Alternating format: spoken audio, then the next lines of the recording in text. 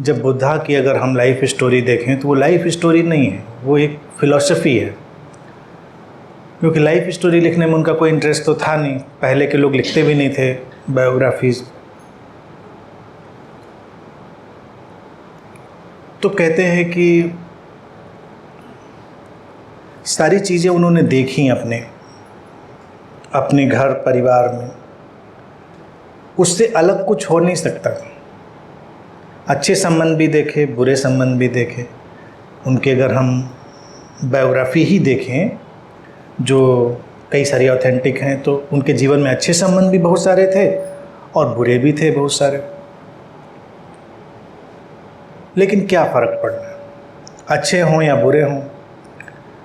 तो ए को रिप्लेस करके बी पे ले आए, बी को रिप्लेस करके सी पे ले जाएं, इससे तो कुछ बात बनती नहीं, ये तो ज़िंदगी भर चलता रहता है। तो अगर उनके मन में ये उधेड़-बुन होती कि बहुत परेशान हो गए हैं घर परिवार से, तो अब कुछ आध्यात्मिक उपलब्धि करनी है, तो कुछ हम इधर का ही सिस्टम बदल देते हैं। तो कहानी कहती वो उधर का सिस्टम नहीं बदलते हैं, वो कहते सब ठीक है अपनी जगह पर, हम कुछ नया ढूंढते हैं कि यही चीज़ें तो हमारे जीवन में जो सफरिंग है उसको लेकर आ रही हैं। रिश्ते हम इतनी लेंथ में बनाएं, इतनी लेंथ में बनाएं, सफरिंग वो वैसे भी ला रहे हैं, अच्छे वाले भी ला रहे हैं, बुरे वाले भी ला रहे हैं। बिल्कुल क्लियर है ये बात।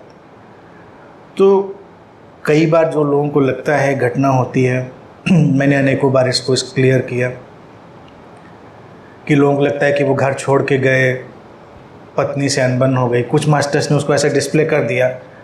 और एक तो पोएट थे मैथिली शरण गुप्त, उन्होंने लिख डाला पूरा यशोधरा काव्य। तो वो फिर जो कई ऑथेंटिक उनका वर्क जो है वो कहते हैं ऐसा कुछ नहीं था, वो दोनों के बहुत अच्छे संबंध थे, बल्कि शायद सबसे अच्छे संबंध ही थे उनके समझने वाले। तो वो कहते हैं कि उनकी पत्नी नहीं, यशोधरा ने ही उनसे कहा कि अब ये जो बेचैनी है तुम्हारी, इसका समाधान ऐसे नहीं मिलेगा, तो ढूंढो कोई समाधान, इसके आगे क्या होता है। तो जो the whole life is kind of suffering, जो एक उनका मामला निकला, तो उसके बैकग्राउंड में यही चीज़ें हैं कि हम एक सिस्टम को रिप्लेस करके अगर दूसरे सिस्टम को ही ले आते हैं तो हमारे कष्ट, दुख, सफरिंग ख़त्म नहीं होते, वो फील गुड फैक्टर रहता है। हम इधर निराश थे तो घर छोड़ा, आश्रम गए, तो वहाँ के और झंझट और पॉलिटिक्स में पड़े, फिर वो आश्रम छोड़ा तो दूसरे यही चलता है। इस हस्बैंड से नहीं बन रहा था तो इसको डाइवोर्स दिया, इस वाइफ से नहीं बन रही थी तो इसको डाइवोर्स दिया, फिर इसके साथ रहे, फिर उसके साथ रहे। अंत में हम पाते हैं कि वो कुछ हो तो रहा नहीं, थिंग्स आर जस्ट एक साइकिल में चल रही हैं। तो ये एक नट सेल में देखिए क्या है ना, कि इसीलिए जब उन्होंने अपना सिंबल दिया तो एक व्हील का सिंबल दिया, चक्र की तरह हम घूम रहे हैं, हम व्हील की तरह घूम रहे होते हैं।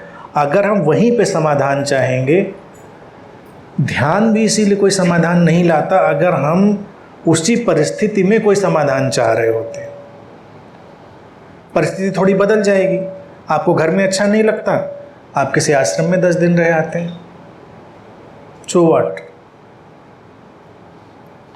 और कल्पना करिए घर में जिन 10-15 लोगों को अच्छा नहीं लग रहा था, किसी आश्रम में ऐसे 10-15 लोग मेजॉरिटी में बढ़ते जाएं, तो वो कलेक्टिव जो गैदरिंग होगी उसका एंड रिजल्ट कहाँ पे जाएगा?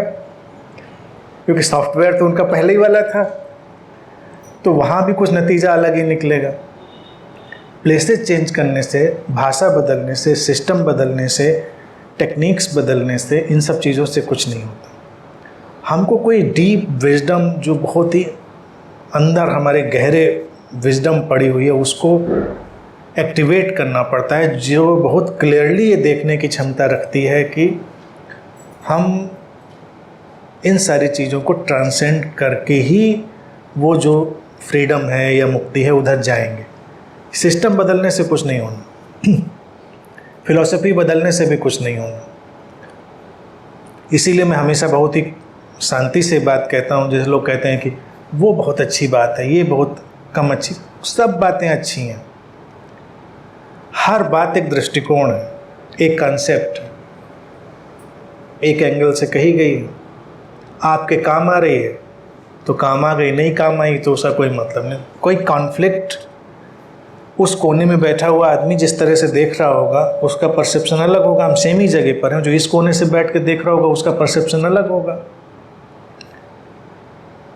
तो ये परसेप्शंस टकराते रहेंगे हमारी लाइफ में। परसेप्शन से कुछ बनता बिगड़ता नहीं।